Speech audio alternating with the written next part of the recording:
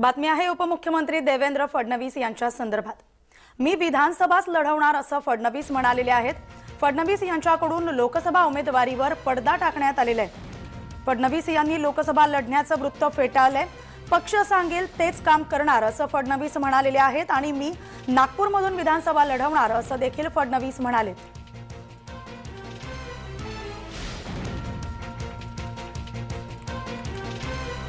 उपमुख्यमंत्री देवेंद्र फडणवीस यांनी लोकसभा उमेदवारीवर पडदा टाकलेला आहे। लोकसभा लढण्याचं वृत्त त्यांनी फेटाळून लावलेलं आहे आणि आपण विधानसभाच लढवणार असल्याचं फडणवीस म्हणालेले आहेत। नागपुरातून लोकसभा लढवणार आहेत आणि पक्ष सांगेल तेच काम करणार असं देखील फडणवीस म्हणाले। उपमुख्यमंत्री देवेंद्र फडणवीस यांनी आगामी लोकसभा निवडणुकांच्या संदर्भात एक स्पष्टीकरण दिलेलं आहे। लोकसभा लढवण्याचं वृत्त त्यांनी फेटाळून लावलेलं आहे आणि आपण विधानसभाच लढवणार असल्याचं फडणवीस यांनी स्पष्ट केलेलं आहे। आमचे प्रतिनिधी मनोज दयाळकर आपल्या सोबत दूरध्वनीवरून जोडले गेले आहेत। मनोज, उपमुख्यमंत्री देवेंद्र फडणवीस यांनी लोकसभा निवडणुका लढणार नसल्याचं स्पष्ट केलेलं आहे, काय सांगाल?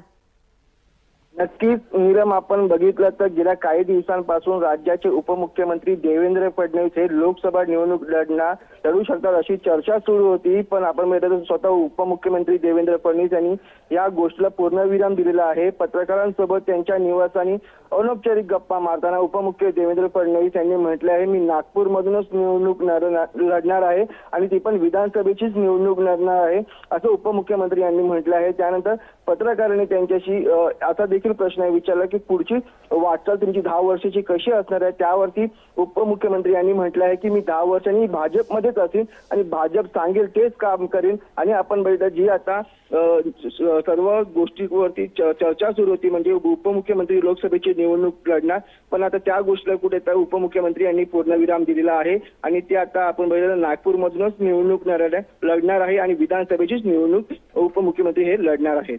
मनोज, फडणवीसांनी हे स्पष्ट केले की आपण लोकसभा लढणार नाही, विधानसभा लढणार, मात्र सोबतच ते असंही म्हणाले पक्ष सांगेल तेच मी करणार। त्यामुळे जर पक्षाचा निर्णय आला, आदेश आला तर ते लोकसभा निवडणूक लढण्याची शक्यता वर्तवली जाते का?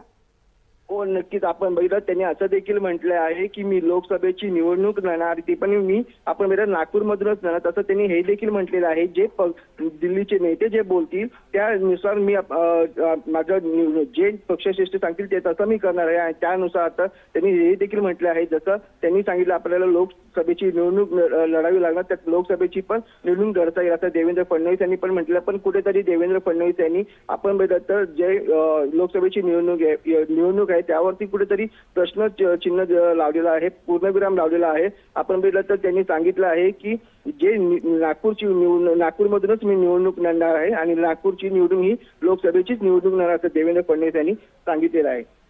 मनोज, आपण पाहिलं तर देवेंद्र फडणवीस याआधी मुख्यमंत्री होते राज्याचे, ज्यावेळी सत्ता स्थापन होणार होती त्यावेळी त्यांनी त्यापूर्वी पत्रकार परिषद घेतली होती।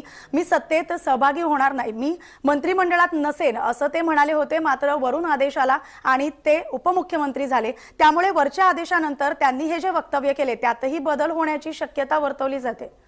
नक्कीच, त्यामुळे नक्कीच आपण मिळतात जे पत्रकारांसोबत त्यांची गप्पा सुरू होती त्यांच्या निवासाने त्यावरती त्यांनी असं देखील म्हटलं आहे जे पक्षश्रेष्ठ सांगतील तसा मी आदेश त्यांचा मानेन। त्यानुसार आपण मिळतात ज्या प्रकारे जेव्हा मुख्यमंत्री आणि उपमुख्यमंत्री जेव्हा महाविकास आघाडीचं सत्ताही कोसळली त्यानंतर जेव्हा जे पक्षश्रेष्ठींनी त्यांना सांगितलं त्यानुसार त्यांनी आपला हा निर्णय घेतलेला आहे। आणि आता पण देखील त्यांनी जे देवेंद्र फडणवीस यांनी तसं देखील म्हटलं आहे जे पक्षश्रेष्ठी सांगतील तसाच मी पूर्ण आदेश त्यांचा मानेन आणि 10 वर्ष मी भाजपमध्येच राहीन पुढची असे देखील उपमुख्यमंत्री देवेंद्र फडणवीस यांनी म्हटलं। त्यामुळे कुठेतरी फडणवीस म्हटले असेल तरी पण पक्षश्रेष्ठी जे निर्णय घेतील त्यावरती देवेंद्र फडणवीस हे त्यांचं मत ठाम आहे। अगदी, त्यामुळे फडणवीस यांच्या निर्णयात बदल देखील होण्याची शक्यता आहे। मनोज, धन्यवाद तुम्ही दिलेल्या अधिकच्या माहितीसाठी।